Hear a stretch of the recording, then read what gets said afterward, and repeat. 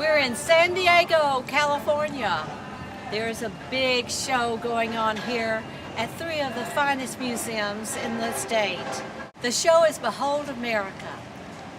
It's showing us visually the evolution of art from colonial times in 1776, 250 years until the present. And have we ever changed in our art? Let's go see.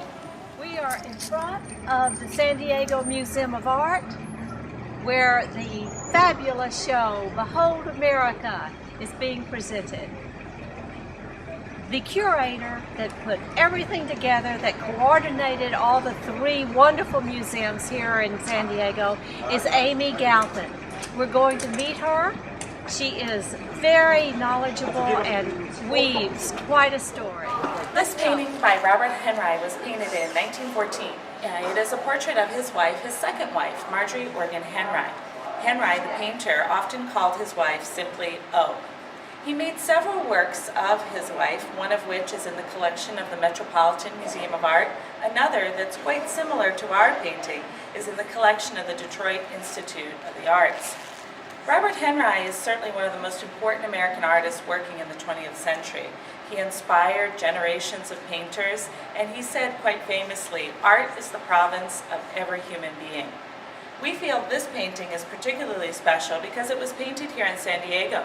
Robert Henry is very much associated with Philadelphia and New York, but this particular work was created here in San Diego in the summer of 1914. During the summer of 1914, Henry lived in La Jolla at the Richmond Cottages.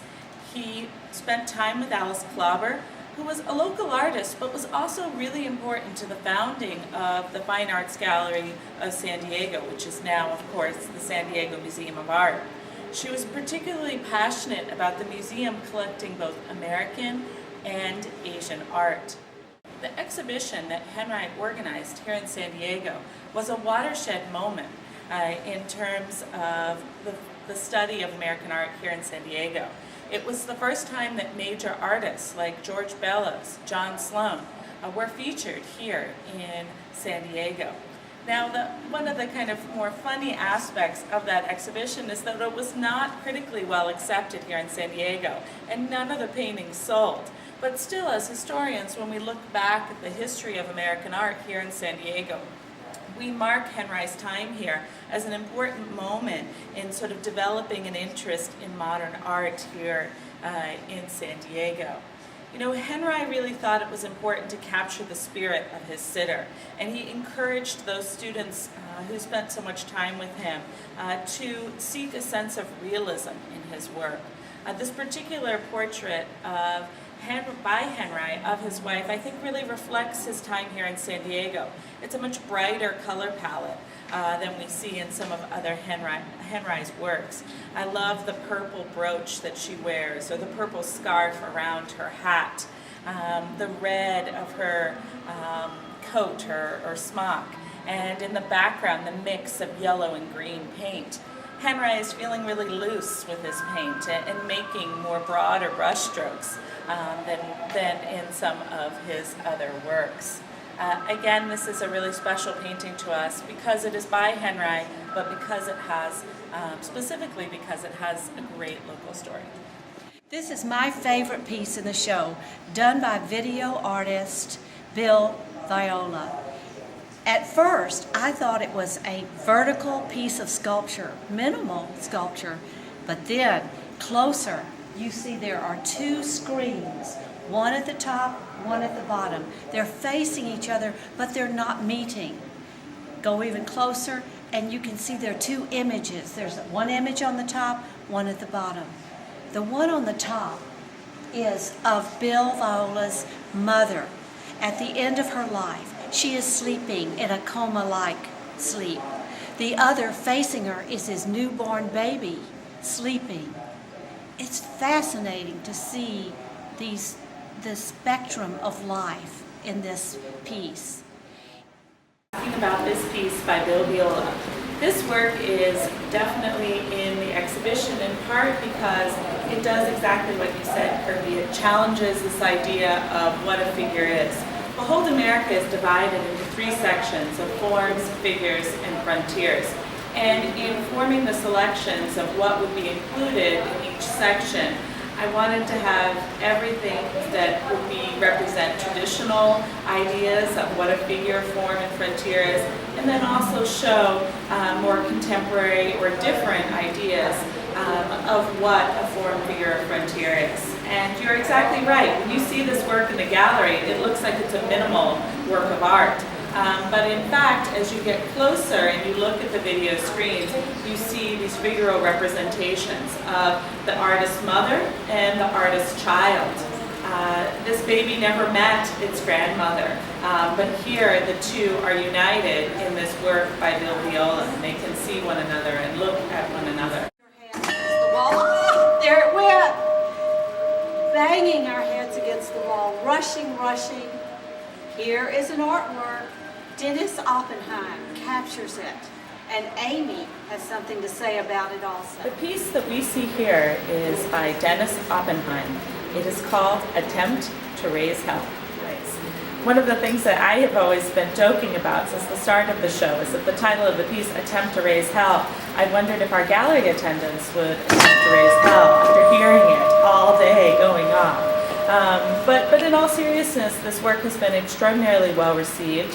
So many times when I walk through the gallery, I hear people laughing. Even if they're frightened for a moment, they're laughing.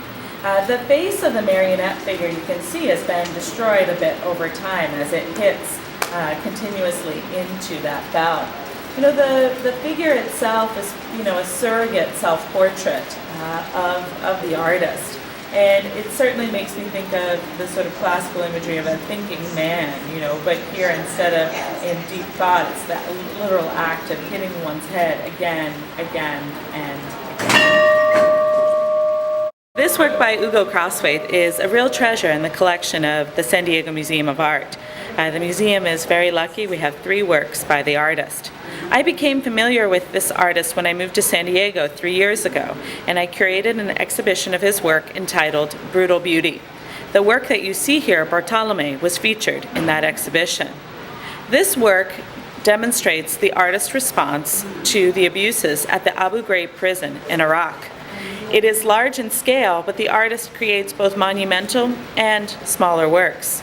For much of his career, he has focused primarily on black and white imagery and drawing as opposed to painting.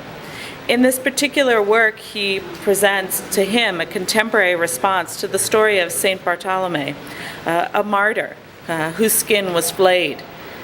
This work was a commission for a religious art show put on by Self-Help Graphics in Los Angeles. When Hugo was invited to participate, he knew everyone would want to submit images of the Virgin of Guadalupe. So he wanted to make his work different. He had in mind to create a piece that explored Bartolome and the contemporary connections.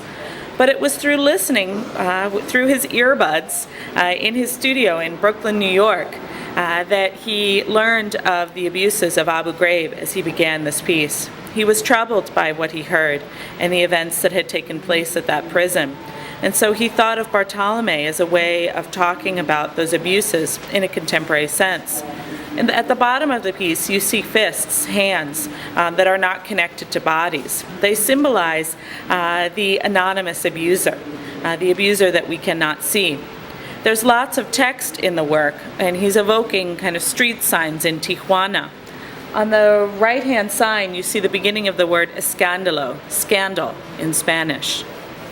Hugo Crosthwaite was born in Tijuana, and you might ask, what is he doing in this survey of art of the United States? But for me, the net was large when thinking of Artist America. A little bit about Crosthwaite is to tell you that he was born in Tijuana. He went to college here in San Diego. He crossed the border frequently with his family. He actually visited the San Diego Museum of Art often as a child and has great memories of our European art collection, which he says is one of his influences in creating his signature and distinctive style, his figures that evoke the old masters. Crosthwaite taught himself really how to draw from looking at books, illustrated books in his father's library.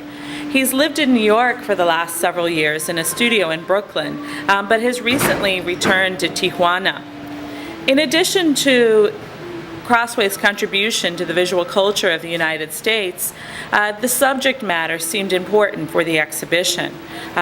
Though there are not many blatantly political works in this exhibition, it seemed important to include something. While we have beauty in this show, the beauty that we sort of naturally think of, the great landscapes of the United States, the great portraits of the United States, it's also important to think about, the brutal and the things that are harder to remember and recall. And Ugo Crossway allows us to do that in this piece, Bartolome.